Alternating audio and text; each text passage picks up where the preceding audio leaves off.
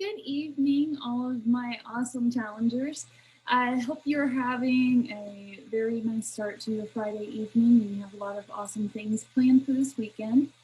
I want to go ahead and get started. If you get an opportunity, I'd love to hear a little bit about how things are going for you. So in the chat bar, you can drop a comment on how things are going, what challenges you're facing, and where you need some additional support.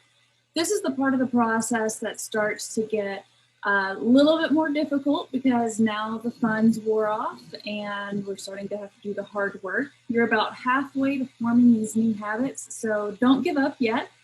Keep going, but let me know if there's anything that I can do to help support you, help encourage you along the way. If you need a one-on-one session, talk for half an hour, we can set up a Zoom. If you're here in Colorado Springs, we could even maybe plan a cup of coffee or a hike. Sometimes just getting out and having that human contact amidst all the stuff going on is enough of an encouragement to get going. So I'm happy to extend that to all of you. Just either send me an email, a text, call, something through Training Peaks, and let me know if you want to take advantage of that, whether it's in person or on Zoom, and we'll go from there. So a couple things I wanted to talk about tonight. First, I want to start talking about stress management.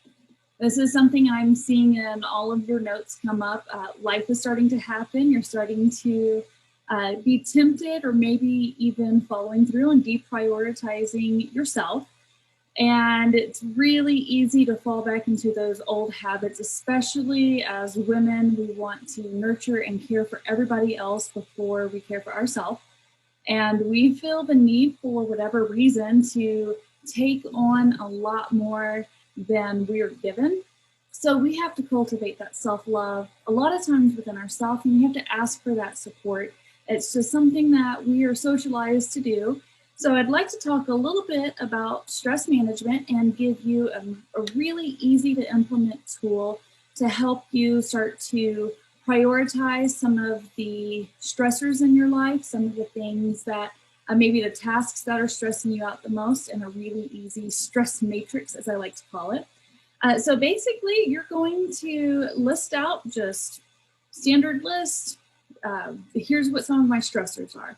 It could be the fact that you have a big performance review coming up or a major deadline at work. It could be taking your kids to practice now that things are starting to open back up. A stressor could be this program, or trying to find time to make quality meals. Whatever it is, think about everything in your life. We're talking spiritual, physical, work, family, financial, friends. Maybe you just feel really stressed because you're tired of all of this isolation. We're getting really close to it being almost a year since we started this quarantine and isolation. So make a list of all of these major stressors. It could be something like the elections and the inauguration coming up. Anything that is causing you to give up some of your brain space, to give up some of your peace. Maybe that's causing anxiety, worry, anything in your life, write it down on that list. Now, when you have that, I want you to basically make a grid. I really hope this doesn't mirror the wrong way. Yay. So super duper easy. Sorry about the glare. This is really hard to do backwards. Oh my God. There we go. All right. So what I want you to do when you have that list of stressors, you're going to make this kind of chart here. And oh gosh, I am so dyslexic with this stuff. And you're going to do 4 different quadrants. So as you can see, it's what is important on this side, what is not important on the other side. You're going to split that in half. And then on the top line, you're going to say what is timely, meaning it has a deadline, is time bound, you have some kind of time requirement. So not important and timely, important and timely, and then what's not timely. So important and not timely, not important, not timely. So to help you with prioritizing your stressors, you're going to put everything that is important, everything that is timely in this area. And what that's going to do is give you your priority tasks first. So these are the things that you should be focusing on first and foremost. Then you want to put the things that are timely but are not important and list those here. We're going to kind of park them, if you will. Then you're going to go over here. What's important, but what is not timely? What doesn't have an immediate deadline? What doesn't need your attention right away? We're going to write those stressors here. And at that point, we're going to park it as well. Then over here, what is not important? What does not have a deadline? And this is awesome, because look what you get to do. When it's not important, not timely, like that is not important at all to your life. Mark it off. Do not worry about those things. Those are dead weights. Those are stressors you should not be bothering yourself with. So anything that falls into this, you should be asking yourself, is this important? Is this something worthy of my time? That answer is always going to be no if you're doing this objectively.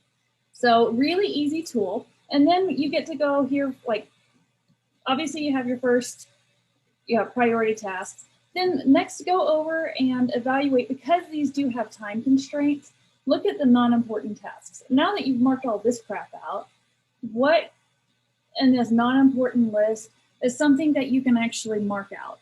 Do you have to do everything? Can you delegate that? Maybe it's something I'm going to do. He doesn't know it yet. And I'm going to ask my husband, Jimmy, to make sure the dogs get bathed, because they are super stinky. It's not really time bound, but it's at the point it needs to get done. Really not that important in the grand scheme of things. He has a little bit more time than I do right now, so I'll be asking him to take care of it. These are a lot of great things to delegate right here. Then you have what's important and what is not timely. Guess what else? Those are also probably things you can delegate. You don't have to do everything on your list. And that's one of the hardest things that not just us as women, but that we all have to learn, is the fact that it's okay to delegate. It's okay to ask for help. We create a lot of unnecessary stress in our life because we don't want to ask for help. We don't want to mark things off. We want to say yes to everything.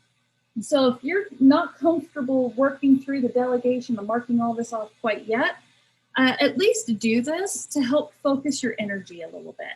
So hopefully that starts to help you maybe objectively see where some of your time is going, where some of your stressors are coming from, and then we can do some work on that a little bit later. We can do it one-on-one, whatever works best for you. So some other things, now that we're talking about stress management, I want you to ask yourself, with all of these stressors, especially after you've crossed things out, now you organized your thoughts, you see what you can delegate, what you can't delegate, what you need to do right away. Ask yourself, what of all these stressors, of all these tasks, can I control? And of the things that you can control, make a plan. If you can't control it, then you need to look into it a little bit more. If it's a stressor and you can't control it, so let's just say the inauguration is something that is causing you a large amount of stress. It's something beyond your control. We need to start digging deeper into your thoughts behind that and why that's creating an emotional reaction, why that's creating a stress response. And then we can do some work around things like that. If you can control it and it's a stressor, then it's easy to make a plan to get that under control, because stress is derived out of a feeling of loss of control.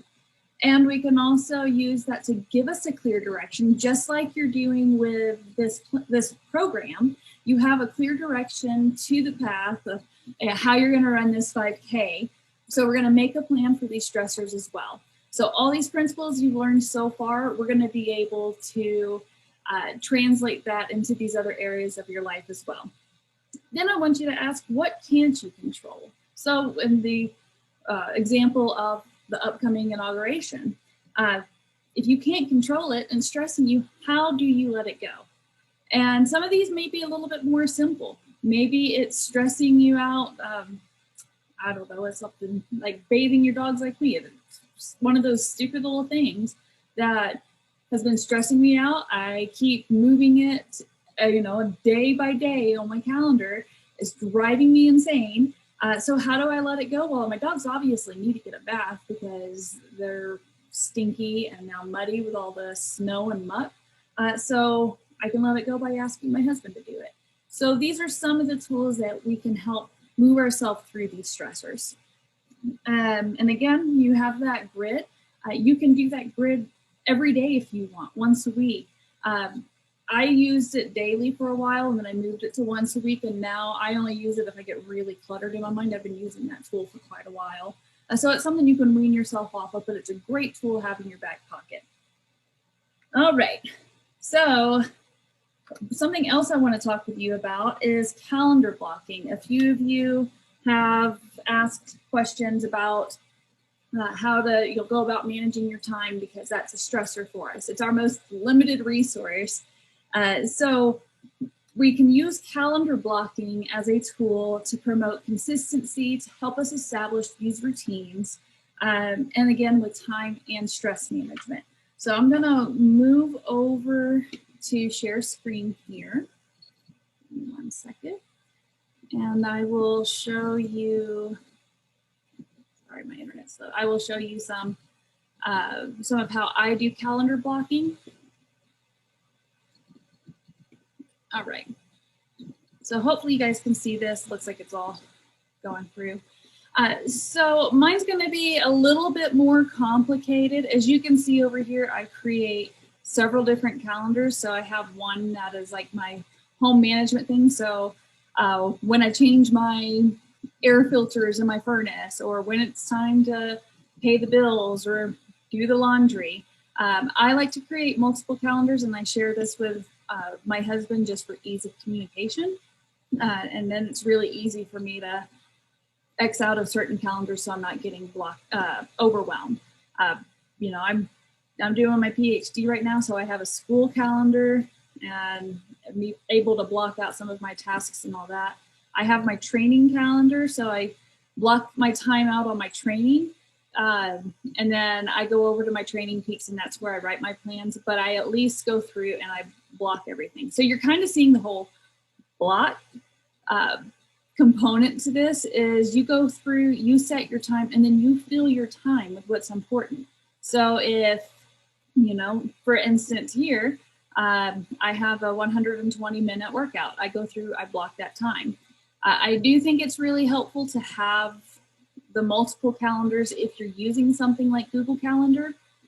And this is something, if you guys want a little bit more one-on-one with this, or you want to do this in a one-on-one session, I'm happy to give you some more tools. So you can see this is kind of weird because I have a conference next week, and then I have a dog that he's deaf, so he gets weekly ear treatments. Okay, so you start seeing how this can develop over time. See, there's that stupid baby dog. I cannot wait to move that over to my husband's calendar so to do.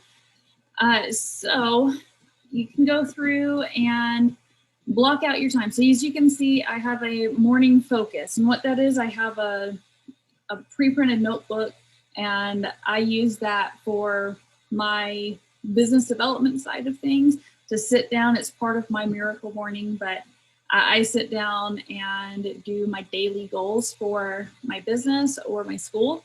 And I have daily goals, daily objectives, metrics, gratitude, all of that stuff. I do that in the morning, and I do that again in the evening. So I'd have a morning focus, and then I have a daily retrospective in my evening, so I can go through and see how everything went.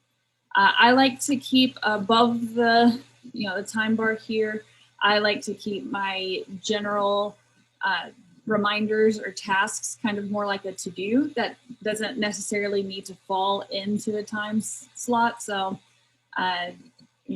just like a lot of my school things are going to be up here because I'm going to work on these assignments during this time. So that works for me. Again, I go through, I have my miracle morning. I have rabbits that I raise for sustainable food. So I have time blocked out in my mornings to go take care of them, clean their pens once a week, all that fun stuff. I have a personal development goal to keep working on my foreign language skills. So at least 3 times a week, I have some time carved out. And look, it doesn't take a lot of time to start building new skills. It can be, half an hour here or there, 15 minutes. Because guess what? 15 minutes doing something, 10 minutes of doing something is still going to get you more progress than not doing it, right? And this is where I go in. I put where my workouts are going through. Sometimes, you can move it around. It's dynamic, but it's really nice to have a lot of these details. And you can see, I can pull up my calendar. I do them, make sure once a week I'm checking through everything. And then I go through and make sure once a quarter, everything for the next 3 months is roughly planned out. This is where all of mine's a little weird again, because this is where I manage all of my scheduling and all for work stuff. So mine looks a lot more busy than maybe yours would, but hopefully this gives you an idea. And if there's something like you need, for instance, this is a spot where I go through and I look at your training peaks. I make sure I have time blocked out to go through and do these things. So any time that you need to, block out to get things done, this is a great way to do it. You can get set up with calendar reminders. It's easy to share around your household. It takes probably, depending on how organized you already are, how chaotic your life is, how many different things you have going on, it could take you anywhere between 1 to 5 hours to get this set up at first. But then once you get it set up, it is so easy. It takes, a few minutes every day, even if you wanted to, and just once a week go through and check things out. So that is calendar blocking. And I'll go ahead and show you, like, this is where, my husband's stuff gets overlaid, and that would make me feel overwhelmed. So I take that off. And you can also see through here, the way that everything is set up. I know where I have blocks of time really quick. At any time I could go through and get an idea of what my day looks like, make sure I don't have any conflicting appointments. So this has been a really great tool for me. And that's something I'm happy to continue to share with all of you if it helps with that time and stress management. Again, it's one of those, you have to invest a little bit at first, but once you get over that initial hump, it can really help with some of your stress management. One of the other things I wanted to just touch real briefly on, I didn't want to go into a lot of detail, but I've received some questions about what heart rate is, why it's important to your training, and then what this heart rate variance is. So heart rate's pretty easy. It's your pulse, Heart rate is really important to your training because we do intensity thresholds. So as you're noticing, there's some parts of the workout that are a lot harder when you're doing your intervals versus your recovery periods, which are a lot less. Well, why is it harder? Because your heart's having to beat faster. Your heart has to beat faster to deliver more oxygen throughout your body. And the cycle kind of continues. You have a whole lot of other little things, but that's the gist of it. So when we're looking at heart rate intensities, that lets me know as your coach, and that should let you know when you're looking at it, but you should always try to make time to look at your metrics afterwards. It takes a couple minutes and really gives you an idea of how hard you're pushing yourself, and it's fresh in your mind. So if your heart rate's 120, which is really low, but you felt like you were dying, then we have something to talk about, because you could have a mental obstacle, you can have some kind of health obstacle. I have the most horrible thing that happens to me since I'm a long-term extreme endurance athlete, where my heart rate, as I put more effort, actually starts to drop, and then it plateaus. So it's, in order for me to get some of those really high intensities, like those of you with 180s, 190s, I pretty much am going to die. I have a really hard time even getting into the 170s just based on the kind of training I do. So that's an idea of how we can use heart rate to determine training zones, determine how hard you can push yourself, because sometimes it's really easy for us to feel bad when our bodies can actually do more, and we have to push ourselves to those limits in order to gain some of that fitness and in order to gain some more performance. So that's why heart rate is really important.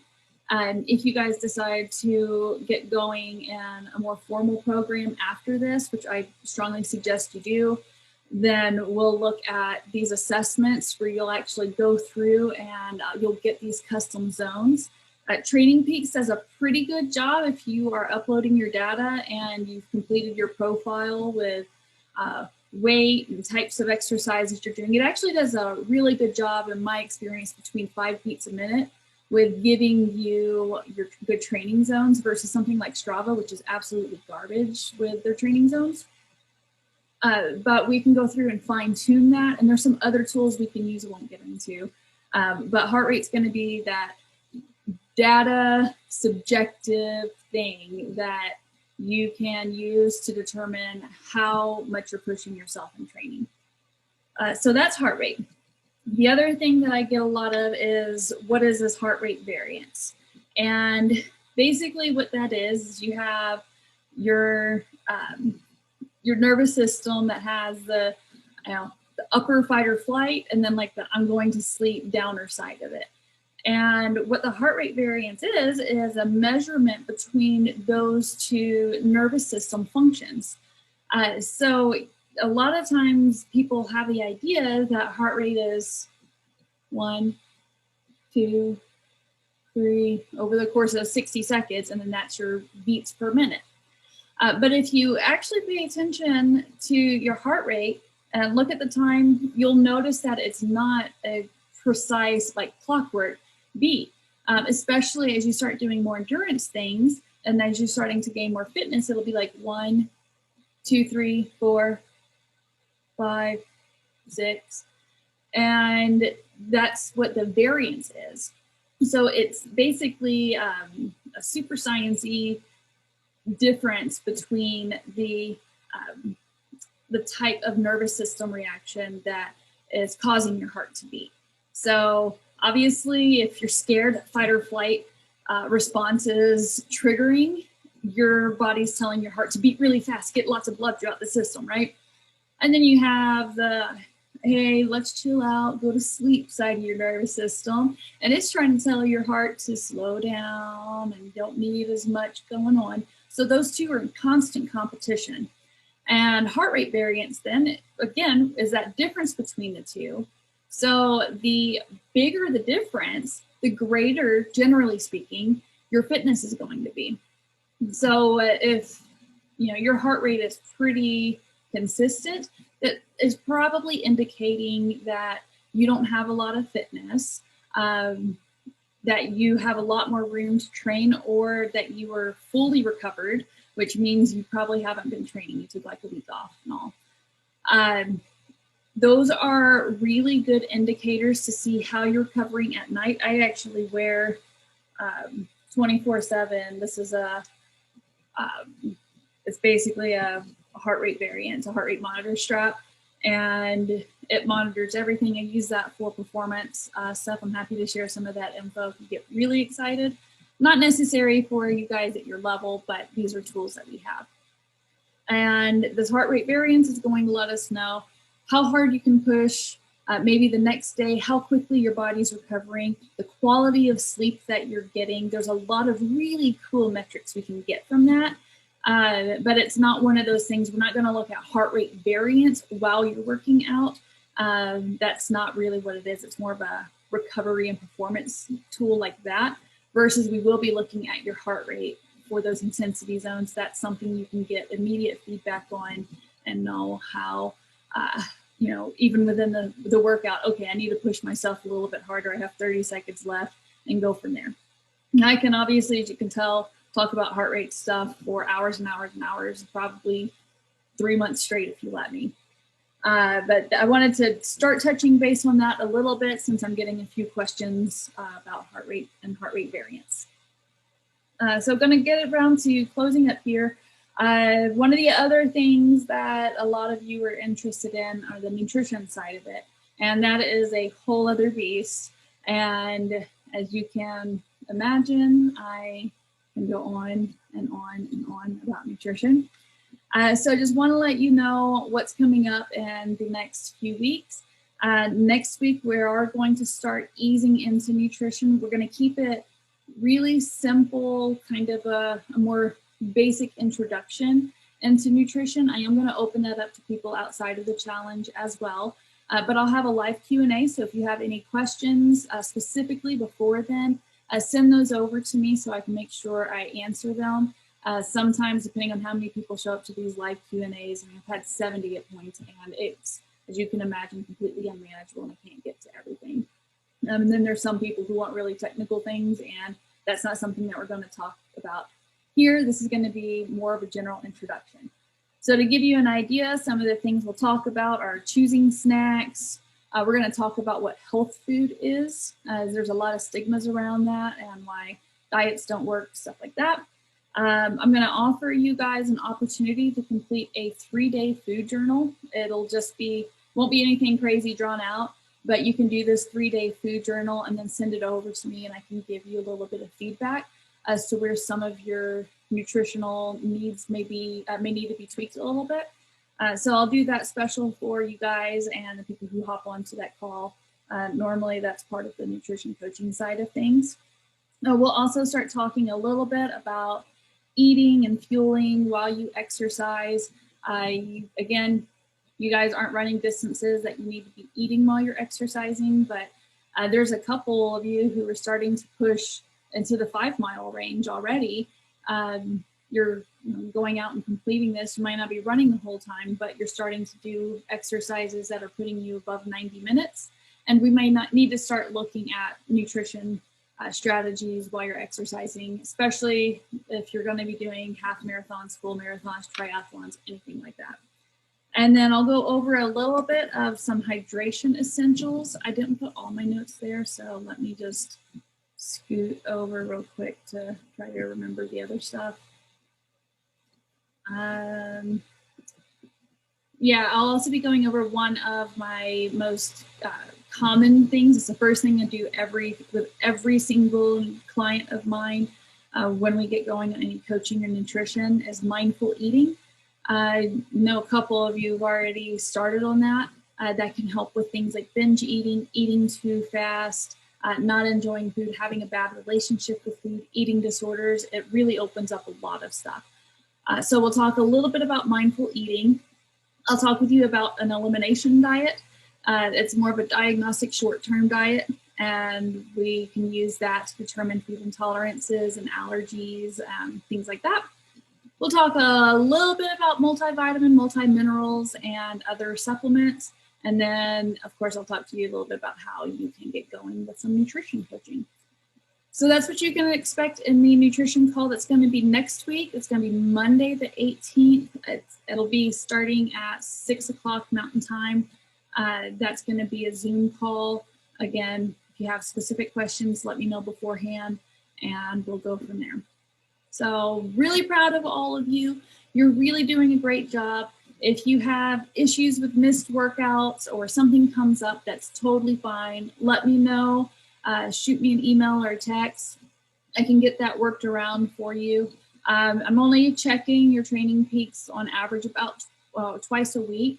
It's a lot to keep up with every day with all the other clients I have going on right now. So if you need something a little bit more urgent, I do see those comments as they come in. So just mark something like, please help me right now, or ASAP, or urgent, or threat level midnight, and I'll look at that right away. So enjoy your weekend. We'll see you on Training Peaks, and hopefully see you all on Monday at the nutrition session. Bye.